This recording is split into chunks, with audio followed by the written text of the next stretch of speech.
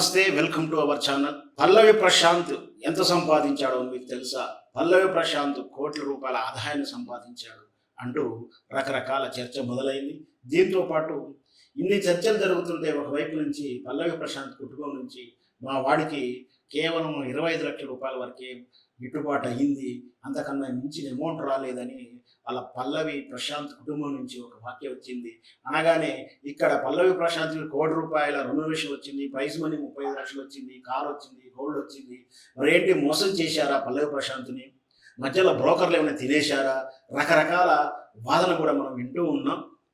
అయితే పల్లవి ప్రశాంత్కు మనకు తెలుసు, గతంలో కూడా మనం ఒక వీడియోలో చెప్పుకున్నాం, ఆయనకు సుమారు 75 లక్షల వర్త్ వచ్చిందని. ఆ తర్వాత బ్రాండ్ వాల్యూస్ ద్వారా వచ్చే విషయం వేరే ఉంటుంది. అయినా కూడా సుమారు 75 లక్షల రూపాయలు అఫీషియల్గా వచ్చిందని తెలిసిన వార్తకు మరి కేవలం 25 లక్షల రూపాయలు మాకు వచ్చింది బెనిఫిట్ అని చెప్పి కుటుంబం నుంచి ఒక వార్త వినడం, అంటే మధ్యలో 50 లక్షల రూపాయలు ఎవరు మోసం చేశారు, బ్రోకర్లు తిన్నారని ఒక చర్చ జరుగుతుంది. అంటే బిగ్ బాస్ చీట్ చేసిందా పల్లవి ప్రశాంత్ని, లేదా ప్రేక్షకులను చీట్ చేశారా? ఎందుకంటే ప్రైజ్ మనీ సహజంగా కొన్ని సందర్భాల్లో వింటూ ఉంటాం, ప్రైజ్ మనీ ఉన్నా కూడా తీరా విన్నర్కి ఇవ్వరని, ఆ ఛానల్స్ ఏమైనా పబ్లిసిటీ కోసం వాడుకుంటుందని కేవలం ఆ పబ్లిసిటీ రూపంలో మాత్రం చూపిస్తారు, ఒక డమ్మీ చెక్ ఇస్తారు, కానీ నిజంగా ఆ చెక్కులు కొన్ని పాస్ అవ్వని కొన్ని ఛానల్ మీద ఆల్రెడీ ఫిర్యాదులు ఉన్నాయి, కొన్ని కోర్టు కేసు దాకా వెళ్ళిన సందర్భాలు ఉన్నాయి. మరి బిగ్ బాస్ కూడా అలా మోసం చేసిందా? కేవలం 75 లక్షల రూపాయల ప్రేక్షకులకు తెలిసే ఉంది, అయినా 25 లక్షలు ఇచ్చిందని చెప్పి పల్లవి ప్రశాంత్ కుటుంబ సభ్యులు చెప్పడం అర్థం ఏంటి? ఒకసారి పరిశీలిద్దాం. మనం గతంలో చెప్పుకున్నాం, పల్లవి ప్రశాంత్కి రెమ్యునరేషన్ రూపంలో 16 లక్షలు వచ్చిందని, ఇంకొకటి ప్రైజ్ మనీ మీద 35 లక్షలు వచ్చిందని, ఇంకొకటి బ్రిజ్రా కార్ మీద 10 లక్షలు వచ్చిందని, ఇంకొకటి గోల్డ్ 15 లక్షల రూపాయల వర్త్ వచ్చిందని. వాస్తవానికి ఇవి నిజంగా వచ్చాయి.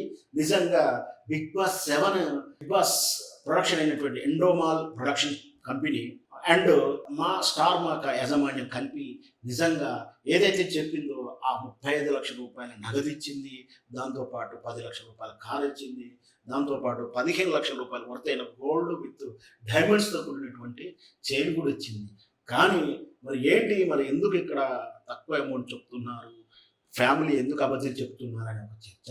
కానీ నిజంగా అది కాదు. వాస్తవానికి ఏంటంటే భారతీయ ఆదాయ పన్ను చట్టం ప్రకారం బహుమతుల రూపంలో లేదా కానుకల రూపంలో అది ఏదైనా సరే, అంటే వివిధ రకాలైన ప్రైజ్ మనీ, లక్కీ లాటరీ ద్వారా వచ్చిన, లక్కీ డ్రీమ్ ద్వారా వచ్చిన, లేదా ఇతర వ్యక్తులు నచ్చి అభిమానంతో ఇచ్చిన బహుమతులకైనా ఏదైనా సరే దాంట్లో వచ్చినటువంటి బహుమతికి పన్ను కట్టాల్సిన అవసరం ఉంటుంది.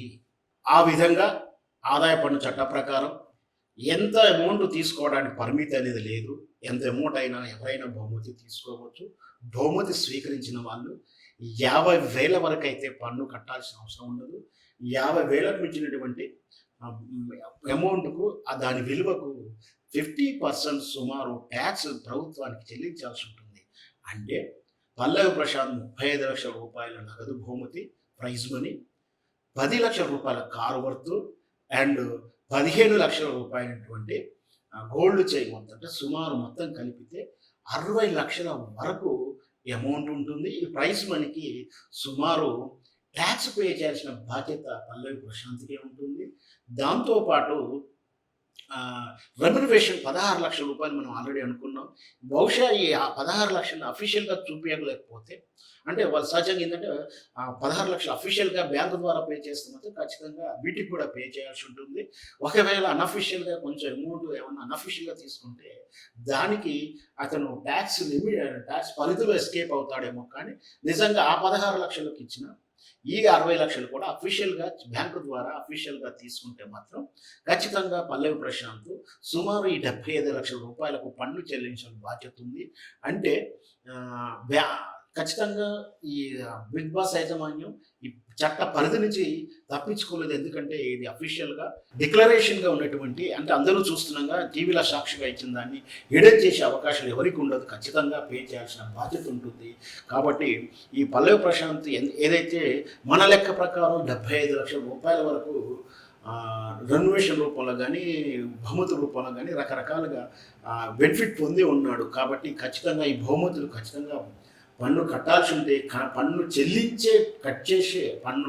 చెల్లించిన తర్వాత అమౌంటే పల్లవి ప్రశాంత్ స్వీకరించవలసి ఉంటుంది.